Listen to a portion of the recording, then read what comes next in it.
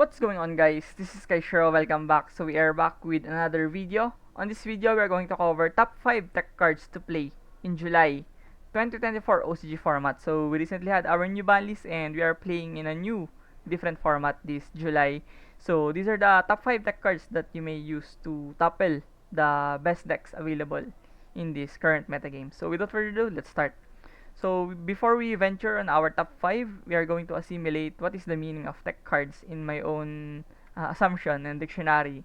So these cards that see seldom play on the side deck and sometimes main deck of most people. So these cards are not represented enough to label it as a meta staple, yeah, rather than a tech card only.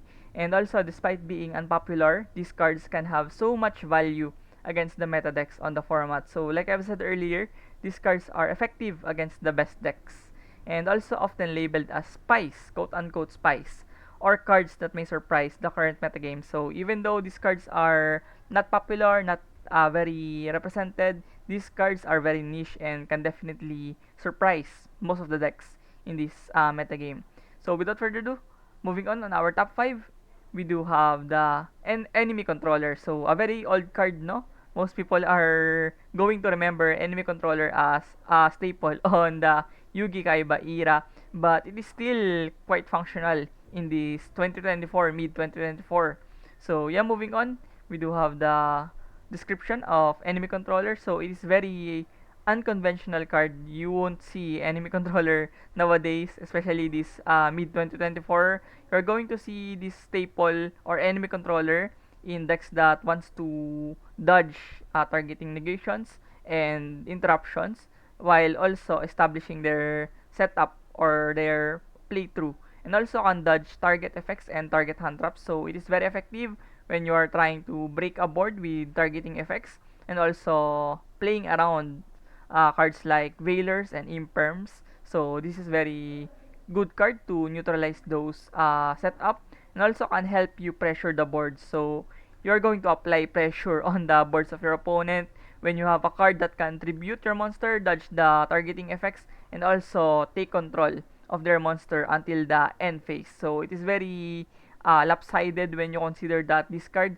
can do three things in a single moment and fraction of moves. So I think this card is seeing representations recently on small locals in Japan and sometimes in China and Taiwan as well on such decks like Snake Eyes and Centurion and Voices Voice sometimes. So yeah, moving on towards the decks that can be toppled by enemy controller, we do have Voiceless Voice. You are going to outmaneuver the Skull Guardian, the Law, the Soravis, and also Rescue Ace when you consider that they would have Little Knight on their board almost 90% of the time. So yeah, moving on towards our top 4, we do have Ally of Justice, Cycle Reader. So last time we have seen this card was on the 2021, no? Drytron format. We couldn't forget how devastating and obnoxious the ultimateness and perfection of Drytron. That's why people have rendered to play Ally of Justice, Cycle Reader to banish the light monsters, two light monsters of the Drytron setup on their graveyard, mainly the Drytron monsters of the archetype. So yeah, moving on towards the description, we're going to see this card as a very witty tech card against the meta. So we are going to be very applacious and very surprised to see Ally of Justice, Cycle Reader.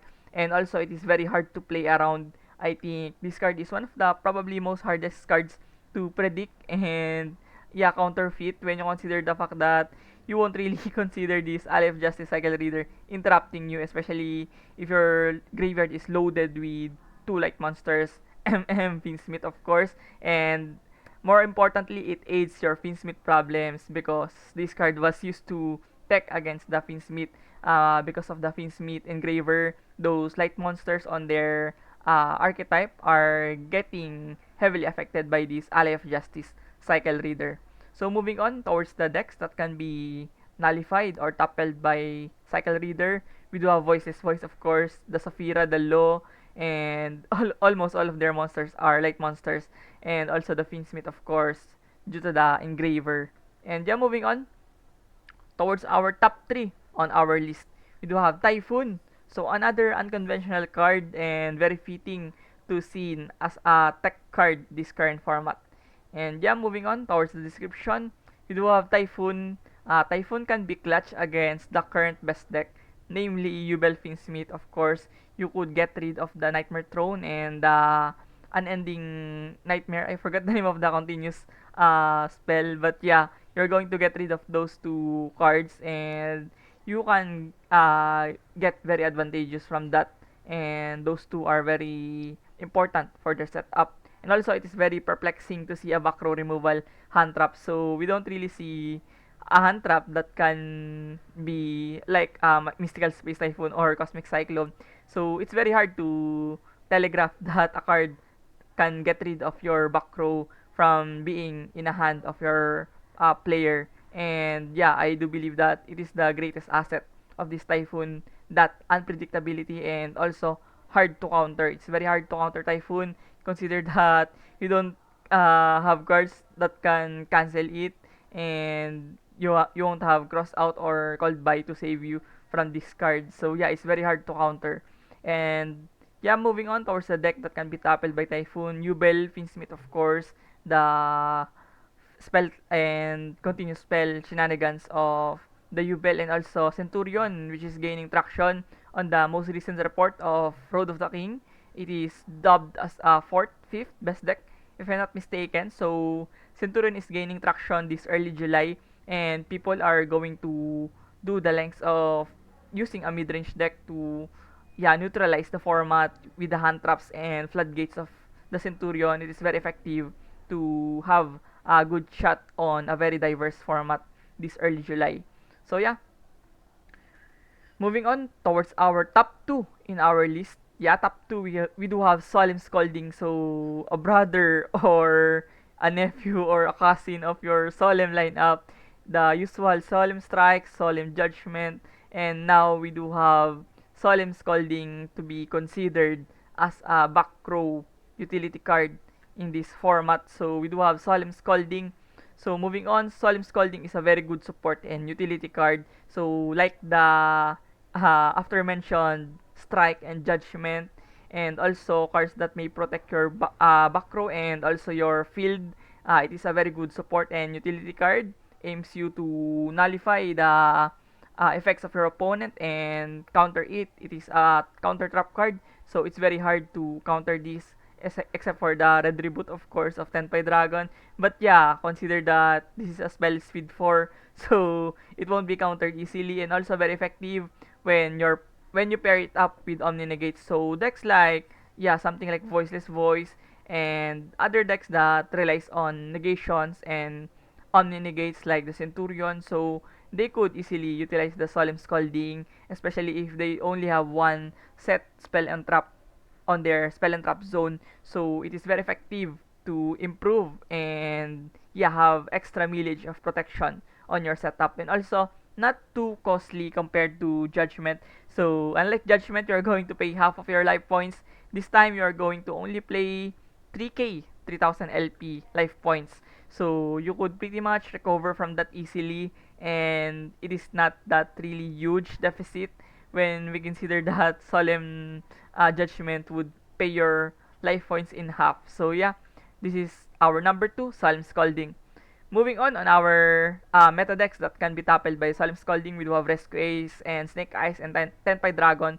Those decks that doesn't have too much follow-ups or follow-throughs or floating effects, they could easily get punished by Solemn Scalding.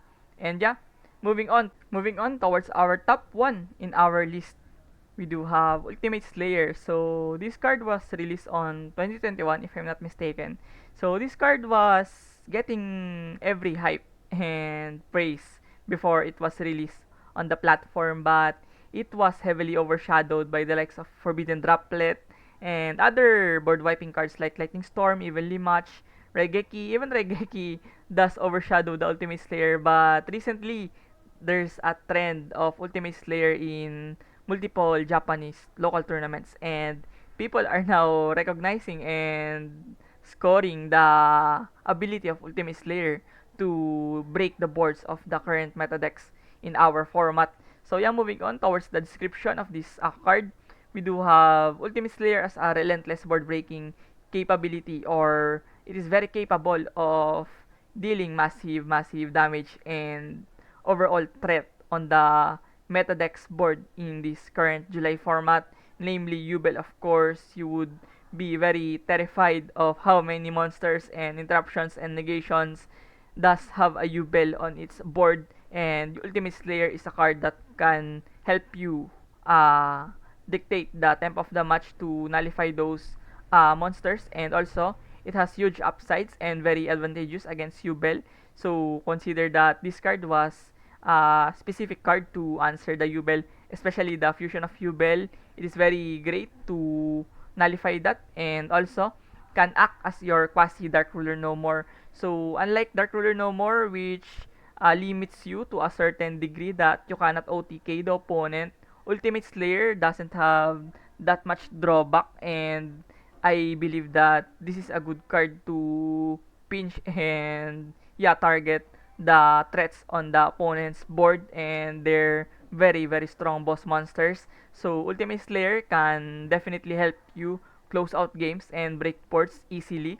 And also on top of that, it cannot be responded as well by activated monster effects. So it is like a card that can definitely give you leeway to limit or yeah, lessen the pressure of the boards of your opponent. So yeah, moving on towards the deck that can be tackled by Ultimate Slayer, we do have the Rescue Ace and Snake Eyes, of course. They always have Little Knight and Appaloosa on their setup, and more importantly, the Yubel, which they will capitalize on the fusion of Yubel, and they're going to win the game from capitalizing on that card. So Ultimate Slayer does have a phenomenal job on outing that very problematic monster in this modern July format. So once again, thank you for watching this video. I hope you do learn something from it, and if you found this video informative and helpful, please consider subscribing into my YouTube channel, and please drop a like on this video as well. So thank you for watching. See you in the next one. Peace.